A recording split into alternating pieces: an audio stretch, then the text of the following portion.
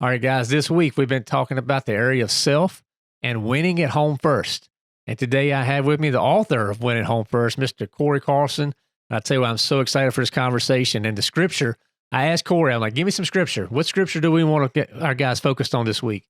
He gave me 2 Corinthians 3:16 through 18. So I'm going to read that for you real quick, guys. You got to get some scripture. You need to get going. But whenever anyone turns to the Lord, the veil is taken away. Now, the Lord is the Spirit. And where the Spirit of the Lord is, there is freedom. I love that freedom. My Bible actually says liberty. So, and we all who with unveiled faces contemplate the Lord's glory are being transformed into his image with ever increasing glory, which comes from the Lord, who is the Spirit. Guys, that's a beautiful piece of scripture. So, Cory, who is this guy? As an entrepreneur, former executive, husband, father of 3, he understands the pressures working parents face. He's very passionate about helping business leaders win at home and work. So 20 years in corporate America gave him amazing opportunities as he worked his way up into the executive level. But he also saw brokenness, work without purpose, burnout, lack of focus, strained marriages, and absentee parents. I tell you what, business leaders especially were often not living life to the fullest. And when Cory discovered coaching, it helped him become a better leader, husband, and father. So he left his corporate career to help other leaders achieve a healthier work-life balance. And currently, he lives in Cincinnati with his awesome wife, 3 amazing children. He has a civil engineering degree from the University of Missouri, MBA from Rockhurst University. His first book released in 2019 titled Win at Home First. For those on YouTube, check it out. I'm holding it right here. Amazing book. This thing was an inspirational guide for work-life balance. It was an Amazon #1 best released in 3 categories, listed in Forbes as the 7 books everyone on your team should read. He hosts a leadership podcast, Win at Home First, top 1.5% global podcast for listener notes, and just an all-around awesome dude. So welcome, Cory. How you doing today? Chris, doing great. Thank you very much for the time. Look forward to this conversation. I enjoyed the previous ones we've had and look forward to talking today. And thanks for letting me share some of my testimony and story with your audience. Oh, I'm so excited, Cory. So excited. I tell you what, for the listeners, this will be the book of the week. You know, we feature a book every week.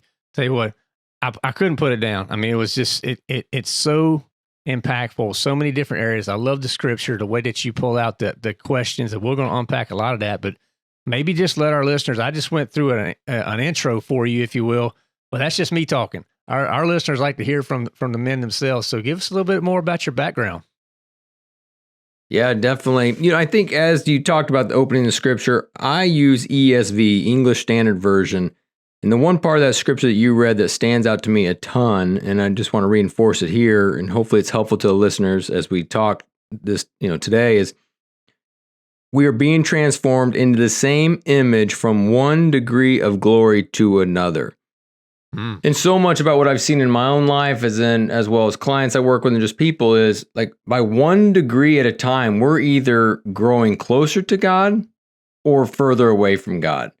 And so as we talk today, just anything that I say that could help you grow closer to God, man, look to implement it. There is so many podcasts out there. There's books out there. We are all consumed with a ton of information. But if we don't implement, there never will be transformation.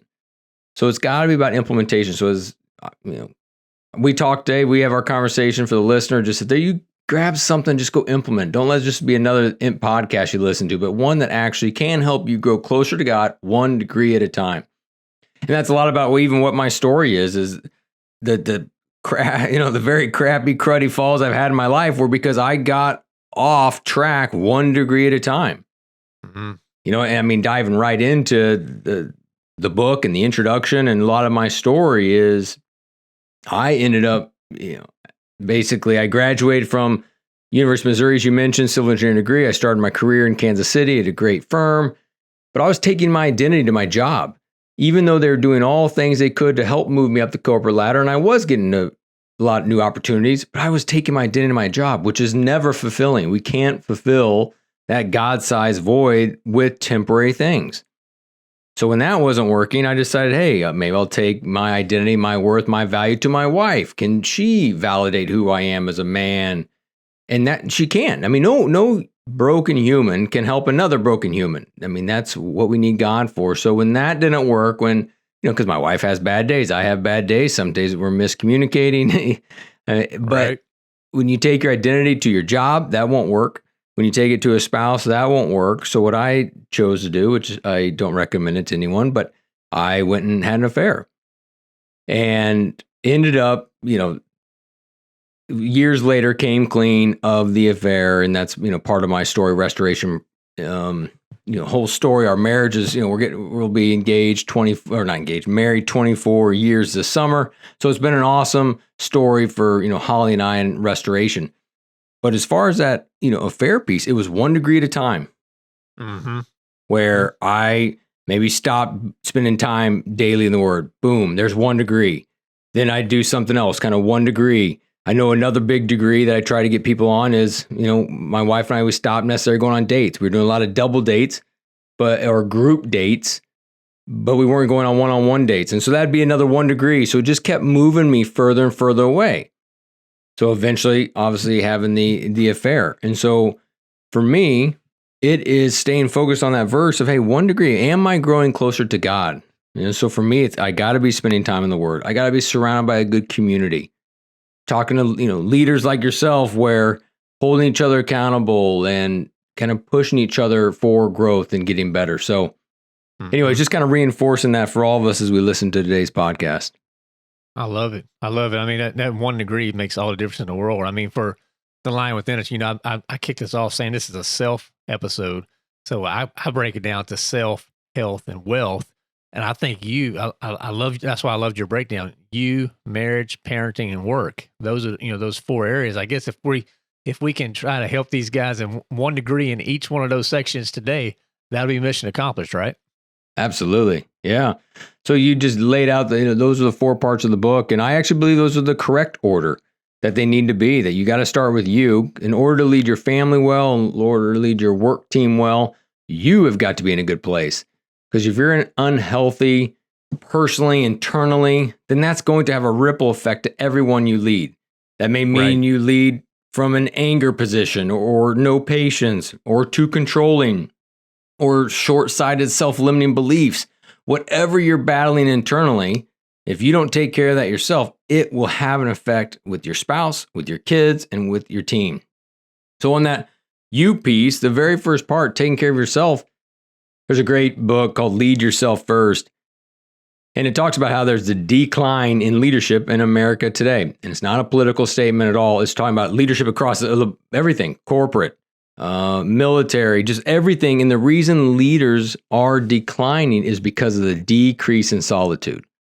Okay. And it gives great stories about military leaders who said, should we go to battle? And it's like, well, let me sleep on it. Let's think about it.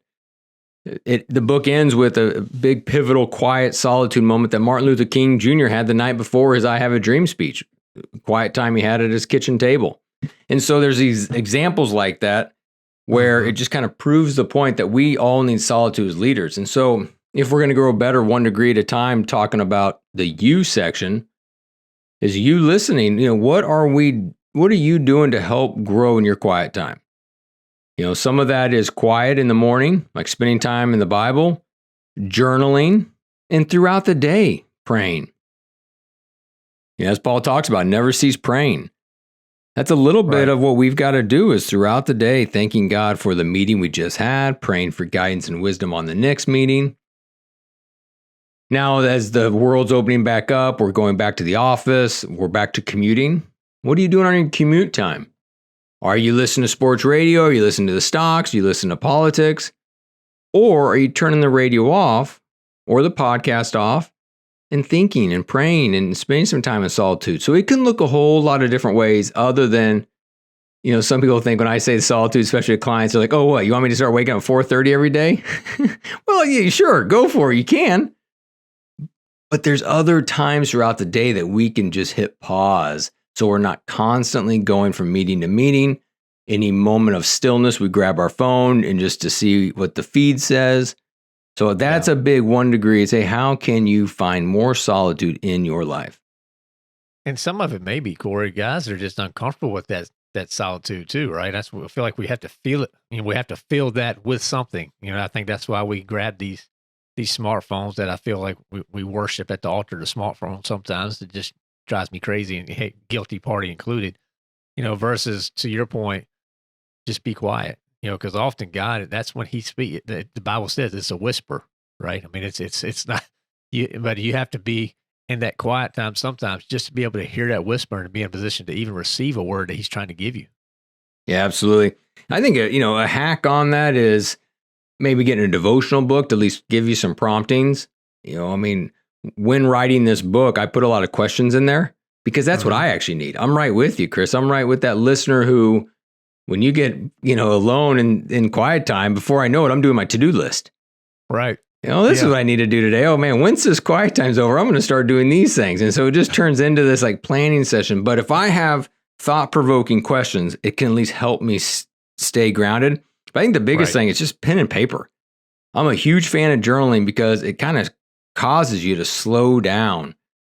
And I don't journal with an iPhone. I mean, yeah, there are times I'm out and about and I may put in a thought in my notes. But when it comes to quiet time, I want an old school Bible and pen and paper because it helps me stay, kind of grounded and in the moment. Right. And there's something about when that pen actually hits the paper and you have to make that thought and transfer it into writing.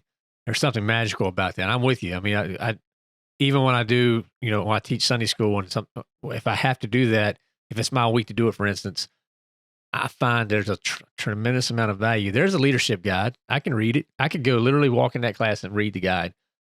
I choose to write my notes because that forces me to think through, how I want to teach this, how the person on the end is going to receive it. But there's clarity when you do that. Yep, absolutely. And not only did you said magical, I mean, science backs it up that when we write, we remember more things. I mean, we have kind of more ahas when we're actually writing than just thinking. And I know in my own experience, if I'm just thinking, like, I'm just going to think about this before I know it. I mean, I'm way off. I'm daydreaming about something completely irrelevant. Right. And so anyways. Like the old dog with a squirrel. That's right. So yeah, weird, exactly. Right. Well, I know when I read that section, what really jumped to me was I love the 5 capital, where spiritual, relational, physical, intellectual, and financial. That just jumped out because you really broke down each section and it gave some thought-provoking questions around each one of those areas too. And, just hats off to you for that structure as well. But, kind of what led you down that path, why those 5 areas, what was the reasoning behind trying to get guys to think about that when they're thinking about the section of you? Yeah. Well, just be clear, I did not come up with it. My coach, Brandon, who's been my coach for a decade, he came up with them. And it's basically the foundation of his coaching company, which I work through, called the 5 Capitals. And anyways, the reason I used it in the book is I loved it. It helped me. Yeah. And there's other versions of it. I mean, there's people who do like the 5 F's, faith, family, friends, fitness, something, and finances. Right. I mean, so there's something like that, no matter what you do. And a little bit like you, right? Yourself, health, then wealth was what you said earlier. So there's that flow. And even in yours, you did wealth last. And I think what I've loved about the structure of the 5 Capitals and even all the others that are out there is we have to start first with whether it's spiritual capital, it's the, that self or the faith, whatever it is, and some of those other ones, is this idea of there's a greater purpose. We can't just think it's about emails and it's about money, but we've got to understand there's a greater purpose. And, this is a faith-based podcast. Even when I do like secular ones where you don't talk about scripture, is people have to understand that there is something greater than just themselves and slowing down and kind of thinking through. So that's why that spiritual capital is such a big deal. It's that solitude piece. That's where you should go to get your identity. I need to know, and I learned this obviously in later years, but my identity is a beloved son of God. It's not my job. It's not now that I'm a coach or an author. It's not that I'm married. It's not that I'm a father. Those are all ways I live it out. But my identity is a beloved son. And by having spiritual capital at the top, it reminds me of my identity. It reminds me of what my purpose and calling are. From there, it then goes in that relational piece, which it's about who I do life with. And I put a quote in there in the book that I saw when I was writing the book was, no one ever talks about Jesus' greatest miracle. And it's the fact that he had 3 close friends in his early 30s. Because the reality is we don't. I mean, we're super employee during the week. We're super husband and super dad on the weekends. And we forget to have friends. Well, part of my challenge over the years at different times when I've gone off track is I lost the intentionality of spending time with friends. Or when I did get with some friends, I kept it surface level. We talked sports, we talked weather. But the best times of my life is when I also had that good tribe, that good small group, that good group where I was vulnerable. They were vulnerable to me. There was accountability. There was high challenge. There was high encouragement. So when it comes out relational capital, it's the family and your friends. And so who are you doing life with? Who are you pouring into and who's pouring into you?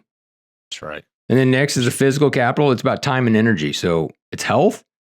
It's what you're putting in your body. It's getting to the gym. It's how you manage your schedule, right? Does your schedule control you, or do you control your schedule? I think a big thing on physical capital, I'd say right now to everybody listening, and this is a reminder to myself, as the world's opening back up, we very well could fall into old 2019 habits of saying yes to everything.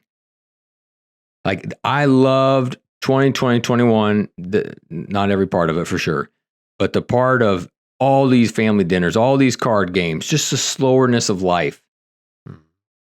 You had permission to say no to things. I mean, if you didn't want to go somewhere, you could literally just kind of blame it on COVID. Even if they're like, I don't want to go. No one questioned it. Now there's this whole guilt. Oh, I better go to that birthday party. Oh, I better go to this. And so I think now as it opens back up, if you don't want to say, heck yeah to going, then don't go. That's right. There's power in no. There's this powerful quote that a mentor said to me is, the quantity of our no's will drive the quality of our yeses. That's right. So the more times we say no, that means those few times we say yes, we can show up. We can be intentional. We can be present at the board meeting or the small group meeting or our kids' soccer game because we have said no to all the other extra things. They may be good things. Yeah. But sometimes we've got to say no to good things in order to go do great things. I mean, I'll talk to clients a lot. It's like, maybe you don't need to be on 3 boards. Maybe you don't need to be in 2 small groups. Let's just, dial it down some and be intentional and give your all. And then that allows other people to step in and rise up. Mm-hmm. And then the fourth capital is intellectual capital. It's all about, insight and ideas. And then the fifth one's financial, which is about money and generosity and what we're doing with those things. So yeah, those are the 5 capitals, and I know listeners have heard variations of those, but that's super powerful to have some framework to think about and kind of help you recalibrate. Definitely. I mean, they all speak to me. They definitely speak to our audience. I mean, I love basically you're coaching people to be intentional about how they act in these different areas, and I just love that advice about learning how to say no. I think as men, we need to hear that. Oftentimes you hear the phrase "yes, man." We don't need to be yes, man. We need to be, very particular, very, very intentional about where we spend that time. So, Cory, we're going to take a quick break and then let's jump into the next area of the book because I'd love to get your take on the marriage and how to make stronger marriages because I know our listeners out there are trying to do that as well.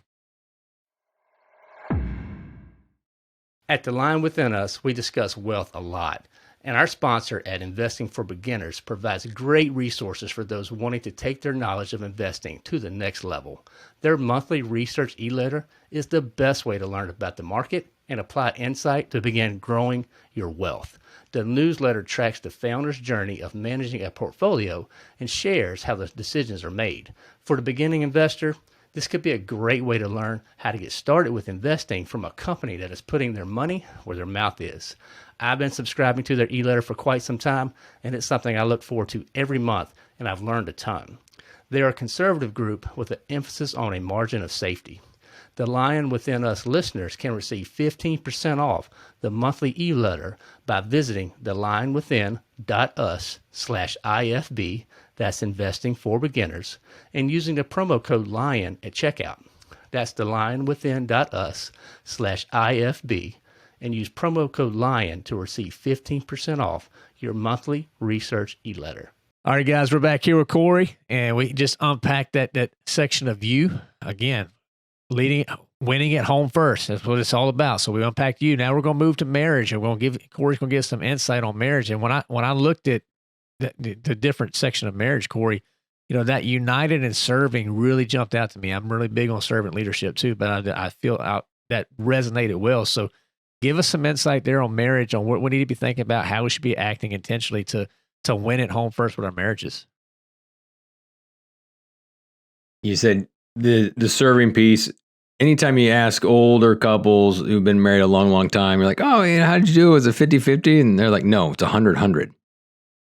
Right. And the times that Holly and I are at our best is when we are both serving each other. And somebody's listening to this and they're thinking, serving, like that's exhausting, or I will run out of time if I'm always serving. I said, what's crazy is as I serve her, like I almost can't out serve my wife.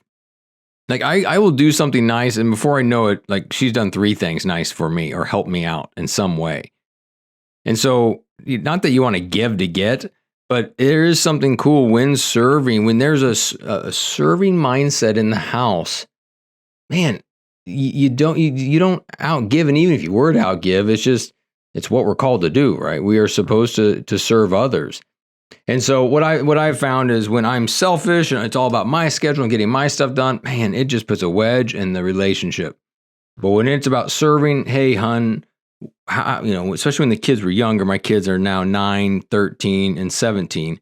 But when they're younger, if I watched the kids so that my wife could go sew or go be with her friends, she would always, it'd get, flipped back for me, where she'd watch the kids that I could then go out with my buddies, or I could go on a trail run, or I could do something, and it was unbelievable. But those times where we're kind of nitpicking, or a buzzword we have in our house is roommates. When we act like roommates, okay. I would remember those times where it'd be like, I don't want to watch the kids so she could go do something because I don't get to do anything. And so we're just frustrated, and it's awful. So, looking to serve your spouse, I mean, it goes miles. And, those 5 love languages, knowing what your spouse is, what do they need, words of affirmations, my wife. So it's like, if I tell her thanks for what she's doing and serve her by acknowledging her, that's a huge thing as well. So serving's a big component of it. And, on that united piece, it's when marriage, we become one. And so it's sharing what's going on in your life with your spouse. I know a lot of people, as their career starts progressing, they share less and less with their spouse. And so there comes this moment where you got nothing to talk about. And you've got to stay engaged and have those conversations, because I also coach people who, as their kids have all moved out of the house, they're kind of looking at each other like, who are you? Yeah. Right. There was even this buzzword last fall, it came out, called the gray divorce, and this idea that people, as they get gray hair, they kind of get divorced. And it's all because the kids are out of the house, and their kind of reason for being together ended up just being logistics and getting kids from point A to point B. Now no one's around. It's kind of like, I don't want. And so that united is stay engaged in what's going on in each other's lives. Right. If you do share work stories, guess what? The next time you share a work story, she's going to remember the players involved. That's right. That's right. We think that they don't know, but they can retain pieces of it. They don't need to know every detail. But just keeping them engaged. Why do you think we have that hesitation as men to not share? I mean, is it because we're tired at the end of the day? We're trying to make excuses, or is there something deeper there? I think it's a lot of it. I do think a big thing is I think we stop too early at the end of the day. Meaning, I'll say the end of our day ends when our head hits the pillow, not when we walk through the front door of the house. Mm. So I think there are guys out there, and I've been this way at different times in my life, where, man, I give it my all during the day. I hustle. Out trying to sell. I'm managing up. I'm managing down. I mean, I'm crushing it. Then come 5, 6 o'clock when I walk through the front door, I'm like, ooh, I'm done. I'm just going to sit on the couch. Check out. I'm going to check out. Oh, I've had a long day. I provided for my family. I'm just going to check out and, look at my phone or pull my laptop up or, watch TV. But that is so wrong. And we even saw this with our middle child, where we kind of came up with this phrase, we don't give others the best and we get the rest. And this is because my middle child is absolutely awesome. But what was happening is she did exactly what I just said as a kid. She was giving her all of her energy to class. And she was, studying hard, good, classmate, then go to gymnastics, gave her all. Then at the end of the day, when we got her, it was awful. She was tired. She was cranky. And we had her parent teacher conference. And my wife and I were like, oh boy, this is the parent teacher conference. We're going to be told we've got a challenging kid. Our first kid, we always got rave reviews. This one's going to be tough. And just keep in mind, this story is not over a span of decades. It's like, it was just a short window where our middle child was this way. And anyways, we go to the parent teacher conference and we're ready to hear how, challenging our kid is, and praises. We got praises of how good of a kid she was. And we're like, what?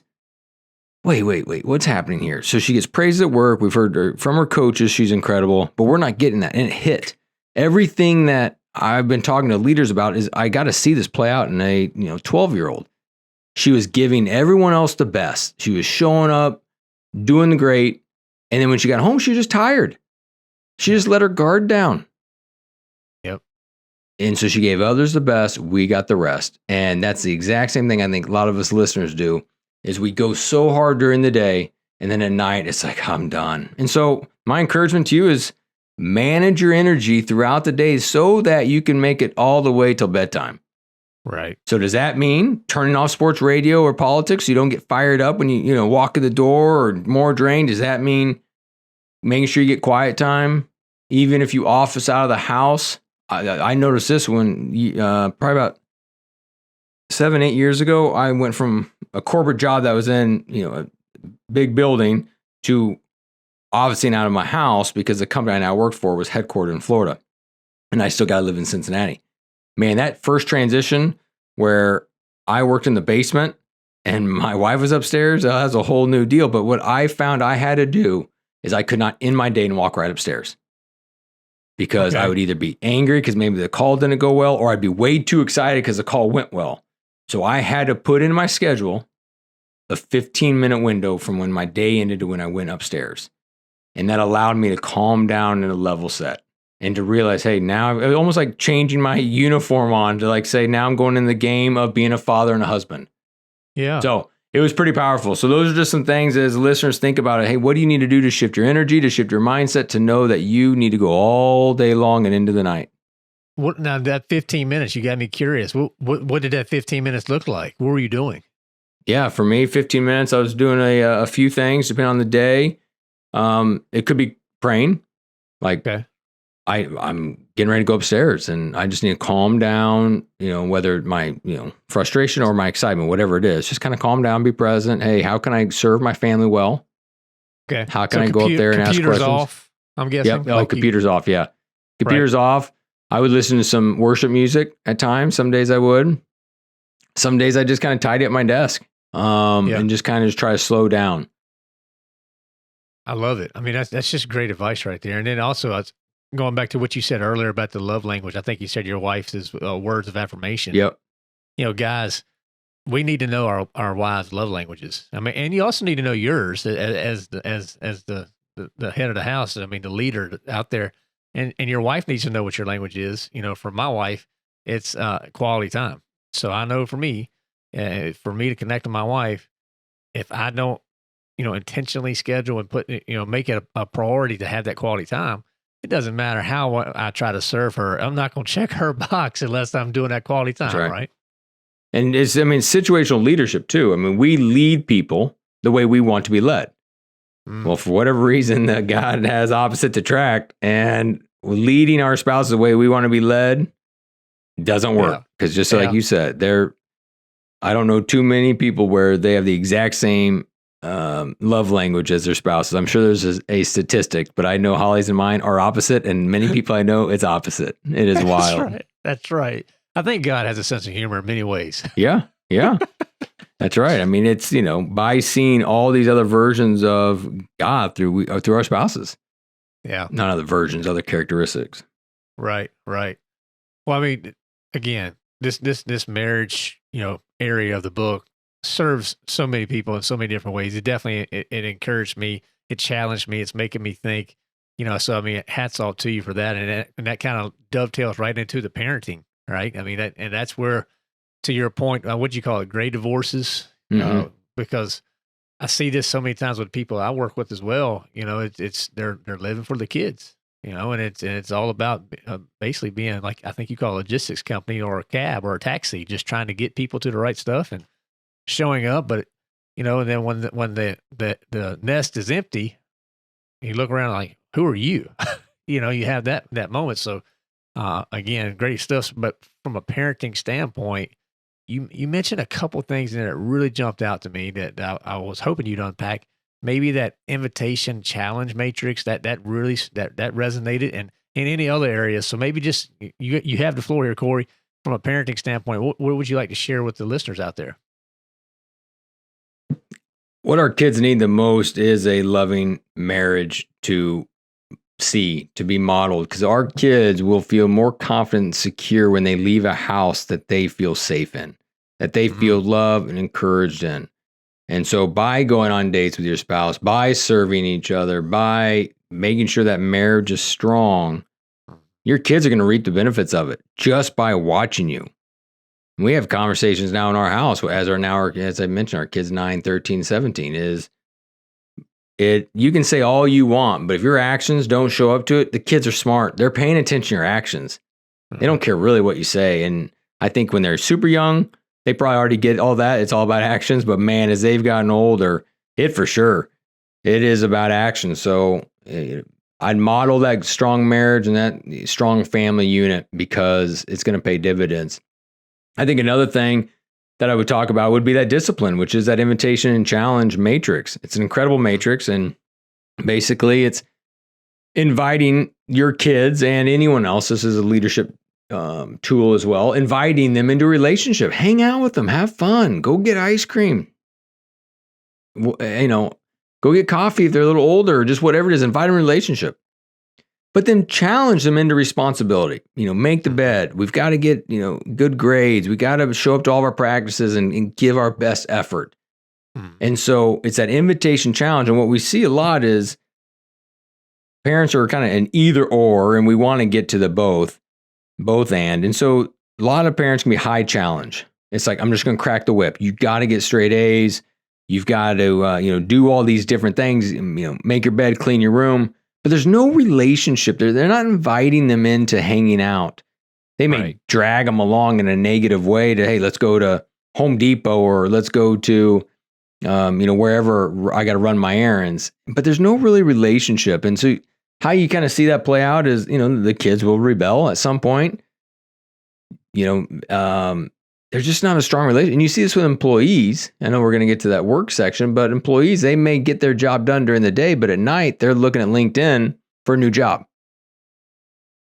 And, kids, they may not, obviously they can't go find new parents, but they sure can go find people to go spend time with. And once they go off to college, they're going to look for other people to influence them versus their parents. The other is that top left of that matrix, that it's all invitation. It's no challenge. And so you get a cozy environment. Kids are spoiled. This is the parents that say yes to everything. Can I spend the night? Yes. Can we go here? Yes. Can we do this? Yes. They will leave the house spoiled.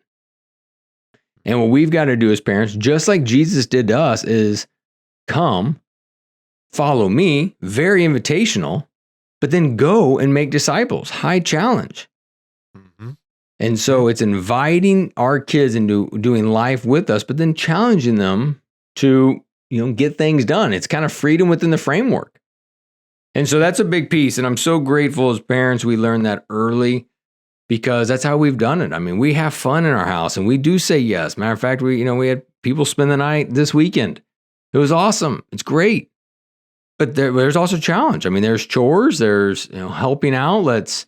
Yes, we're all going, I don't care if you had someone spend the night. Hey, we're all going to church, right, on Sunday morning. And, that way. And it's so cool to see now that they're getting older, how there's this good foundation because they know they feel loved. When we invite them in a relationship and we challenge them in responsibility, we do that combo, they feel loved. Employees feel empowered. And so it's been an amazing framework that's been so helpful. Now, I'm curious. So do you have boys, girls? Which when are your kids? 9, 13, 17? 17-year-old is a girl. She'll be going to college in the fall, which is crazy. Then I have a 13-year-old girl who's starting high school in the fall. And then I have a 9-year-old boy who will be going in 10th grade, or not 5th grade. So okay, super fun. I mean, there's a spread. There's 4-year spread on each of them. Not that, from having, that's cool. In the whole kid world, that's out of our control. So we try to have kids sooner than that, but 4 years is what God's plan was. Well, and the reason I asked too is because you talked about that model. Kids need a model. They're looking at your actions, and that is so important. But what you're teaching those girls, your 17-year-old and your 13-year-old, you're teaching those ladies, what it looks like for a godly man, to lead his home. So that they're going to be comparing any potential partner in the future to you, and those actions you're setting. So hats off to you there because you're setting a standard in their mind. Okay, this is what a godly man, a father, a husband, this is how he should treat me. And the guy who doesn't open the door, they're going to just keep on moving, because they're seeing your actions. And your son, he's seeing how a godly man treats his wife. And, that's going to instill values in him as he goes. So I love that you went there because I tell people it's more is caught than taught. You can speak all you want, but your kids are paying attention to what you're actually doing. So hats off to you for being that model because that is so impactful. Yeah, well, I mean, thank you. And I think maybe because of that, my daughter does kind of push the boys along. The pastor of our church, Brian Tome, wrote a book called 5 Marks of a Man, great book. But his whole kind of thesis of that book is there are 45-year-old boys and 15-year-old men. There's a difference. And so I want my daughters to date and fall in love with spiritual men. I don't want the boys that are video gaming, the boys that are living just for the day moment. I have nothing wrong with video games, but I'm just saying if it's all about now and not about planning for the future, if it's all about what does culture say and not about what does their, biblical foundation say, just whatever it is, I want that idea of them to date and marry spiritual men, and I want my son to be a spiritual man. And the only way that can happen is if I model that in the house.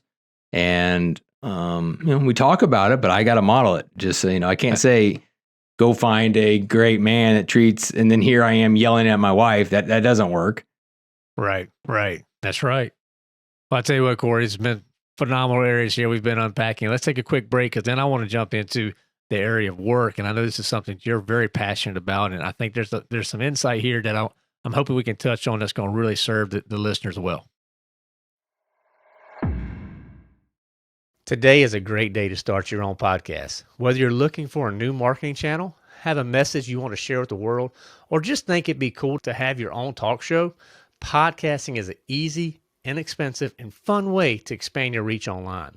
Buzzsprout is hands down the easiest and best way to launch, promote, and track your podcast. Your show can be online and listed in all the major podcast directories like Apple, Spotify, Google, and more within minutes of finishing your recording. Podcast isn't hard when you have the right partners, and the team at Buzzsprout is passionate about helping you succeed. Join over 100,000 podcasters already using Buzzsprout to get their messages out to the world. Let's create something great together. Visit thelionwithin.us/buzz to let Buzzsprout know we sent you, and you'll get a $20 Amazon gift card if you sign up for a paid plan. That's thelionwithin.us/buzz. All right, guys, we're back here with Cory. We've unpacked several areas: you, marriage, parenting, And the last area that he covered in his book is work. And Cory, one thing that really jumped out, because I preach this a lot with people that I try to serve as well, is the idea of boundaries, and the inside and those outside boundaries and the importance of those. And maybe you can cover that as well as anything that you think would bring value and serve guys that are out there listening right now so far as the area of work and how to win at home first with that. A lot of ways to take this boundaries one, and boundaries are so important. I think the first thing that comes to mind, I don't know why this is coming to mind at this moment, but man, turn off your notifications on your phone. Any notifications you've got coming in that aren't a phone call or aren't text, I turn everything else off. We do not need to know breaking news from CNN or breaking news from Fox when it happens. We don't. We do not need to know that your baseball team just scored a run, or your basketball team just made some points, or your stock price just went up a little bit. Whatever it is, the push notifications you have, I'd turn them all off and make it more of a pull versus a push. So right now, everyone is trying to push everything to you because they want you opening their app. They want you looking, they're pushing to you. But if you really want to set boundaries up in your life so you can be present where you're present, then turn off notifications, even email, so that it's a pull.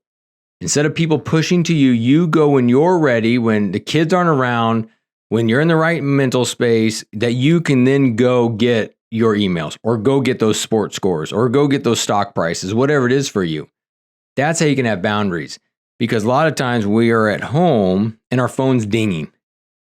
Instead of playing with our 2-year-old on the floor or 10-year-old or having coffee with our 17-year-old or on a date with our wife, we can't be present because our phone's dinging. Or someone's going to say, well, I have it on vibrate. Yeah, well, the light goes off. The light goes off, everyone sees it at the table, or it's buzzing in your pocket. It mentally distracts you, and you're like, wonder what that is. I actually, I think I need to get up and go to the bathroom so that I can see my phone to see what that is. And we've all done it, is we go look, and it's like, oh, so, this happened. Yep. Isn't that not a big deal? So if you want boundaries, and in fact, set up boundaries.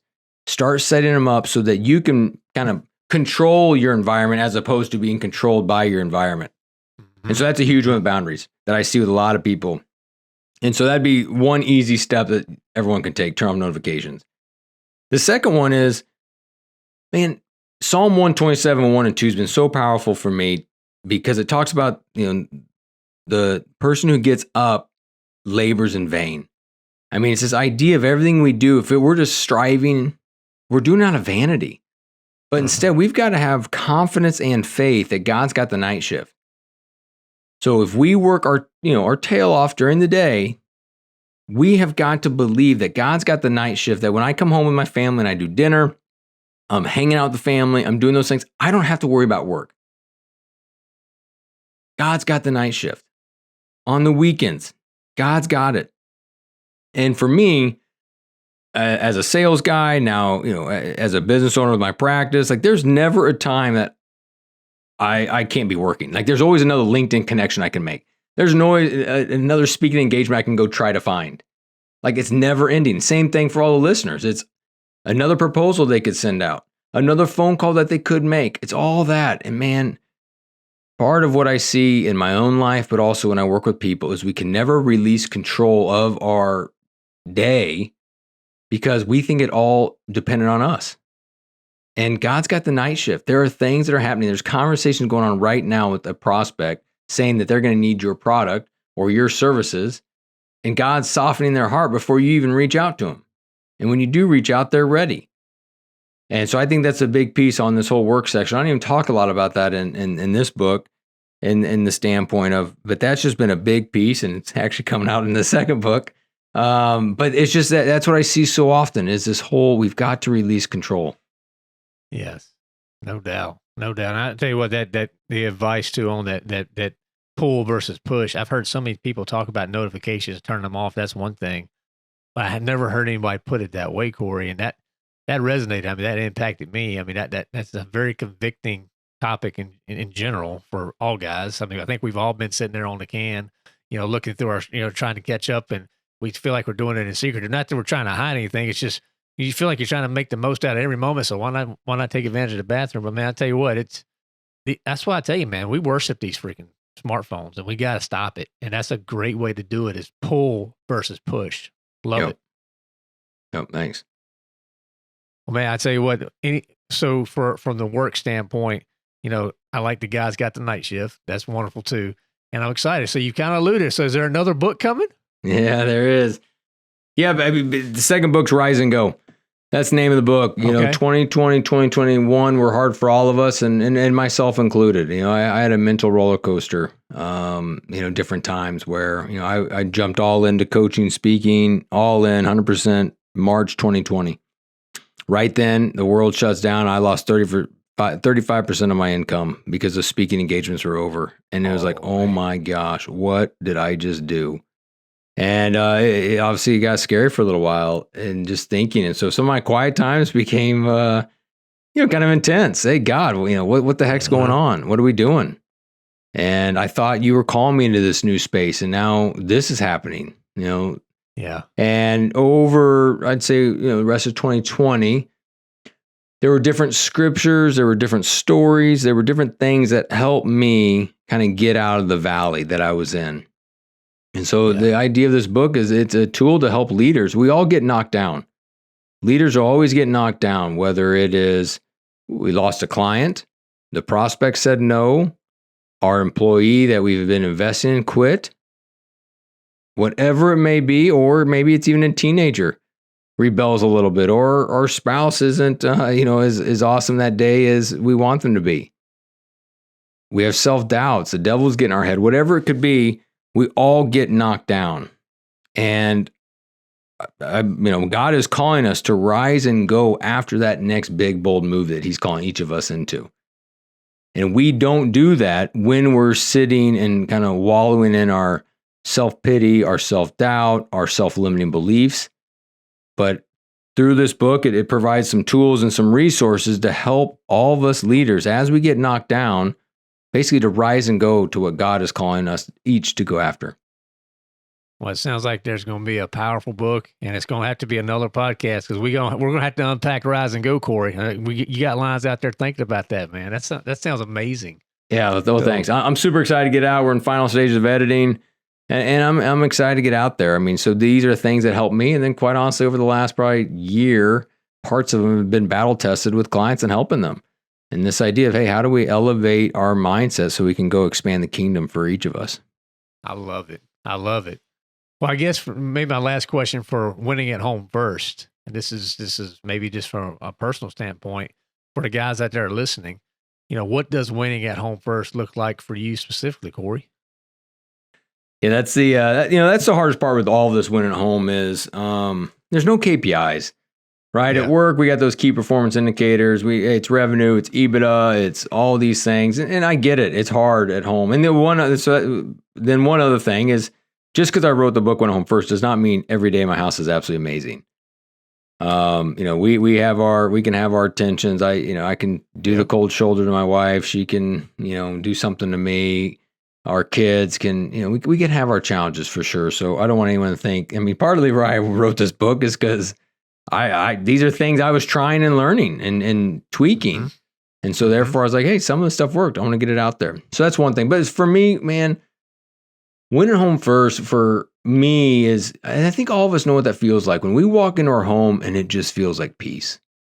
Yeah. Like I know there's no frustrations I've got towards my wife. I'm sitting in a good place knowing she's probably not too, pissed at me. My kids, like when they come in, we're excited to see each other. We want to be in the same rooms of each other. When we're in the cars, we're talking to each other. There's no iPods in our ears. It always saddens me when I see it. Look over the car next to me and it's a parent and their kid, and the kid's got their AirPods in their ears. It's like, man, that's precious time. That windshield time is gold. Where you're driving and you can just talk. So for us, if there are some KPIs, we try to get 2 dates a month, my wife and I. Yep. 2 dates a month. And that's huge. Yeah. It's absolutely huge. Matter of fact, speaking of our house isn't perfect, I had a speaking engagement. My wife was also traveling a lot because I have a daughter who's a competitive dancer and another daughter who's a competitive gymnast. So she has been busy with going to different cities because of their events. And then I had some travel speaking engagements. So when we finally kind of got back together after a couple of weeks, I mean, we weren't necessarily seeing eye to eye. My jokes weren't as funny as they used to be, and all those things. So we had there's some tension. Thank goodness we had a date planned, because sometimes I think there's power in scheduled dates versus spontaneous dates. Spontaneous dates are great, right? When everyone's in a good mood, let's go on a spontaneous date. But if you're both frustrated with each other, you'll never do the spontaneous date. You'll just go in different parts of the house. But by it being scheduled, we knew we were going to do that Tuesday night. We both went, and man, it is just cool how it all we were able to resolve everything and just talk and get reconnected. And it was awesome. So that's the power in scheduled dates. Just don't try to wing in. Oh yeah, we'll try to go out 2 times this month. No, get them scheduled. And if a spontaneous one happens, great, go do it. Right. So that's a big thing. So KPIs, and then I try to get one-on-one time with each kid, where we go get ice cream, we go get coffee, and I just talk. I try not to coach a lot. I try not to parent a lot. I try to listen and just hear about the dramas in their worlds. That's right. Well, it's wonderful advice. I mean, I'm really big on all that stuff. One-on-one time with the kids, date times, being intentional about your calendar. Really putting that down. We're the same way, Cory. We put it on the calendar that way. It's there. We know, and it gives us some anticipation. We get to look forward to it. We get to think about where we're going to go, the things we're going to talk about. So, I mean, this is a ton of insight, great information you've gave us here today, Cory. Where do you want people to go? We'll make sure those links are in the show notes. But is there a website somewhere like that? If guys are listening, they can just type that in right now. They can go check you out and learn more about what you're offering. Yeah, thanks, Chris, for having me on today. Website is Cory M. Carlson. So Cory, Cory, M as in Michael, Carlson. I have a weekly email that gets sent out every Wednesday morning that readers find value in. So you can sign up for that. It's free. And then, there's all kinds of more information there as far as coaching, speaking, and other ways to connect. And obviously all your social media places, and Win Home First is Amazon and Audible. There you go, guys. Check the show notes. We'll have the links there for all Cory's material. Highly encourage everyone to get the book. Go ahead, guys. Lean into it. Get Winning Home First. Read through it. Take notes. Reach out to Cory if you need insight. You can connect with him directly, or again, from the show notes. Remember the question of the week: do you strive to win at home as hard as you do at work? That's what I want you to leave you guys with. So be thinking about that. Cory, anything else you'd like to share with our listeners here today? Oh, that's a fantastic question that you just left them with, by the way. Implement something out of this call. Just grab one thing. I mean, if you can do 2, 3, 4, great. But just get at least one thing that you're going to do differently because of this podcast. That's right. I know for me, I'm thinking that pull versus push. I mean, that was impactful the way you said that. So cool. I'm thankful for you, my friend. It's been a blessing to have this conversation. Guys, go to the linewithin.us. You'll be able to go to the show notes page for Cory, be able to check out all that stuff, as well as our Bible study. Don't forget that Bible study is live now. Go check that Bible study out. We want to serve you with that to help you grow as a Christian leader that you're predestined to be. Give us that rating, write a review, all that kind of stuff. It helps, guys. So, take the time to do that. It really makes a big impact. Now go out and unleash the lion within.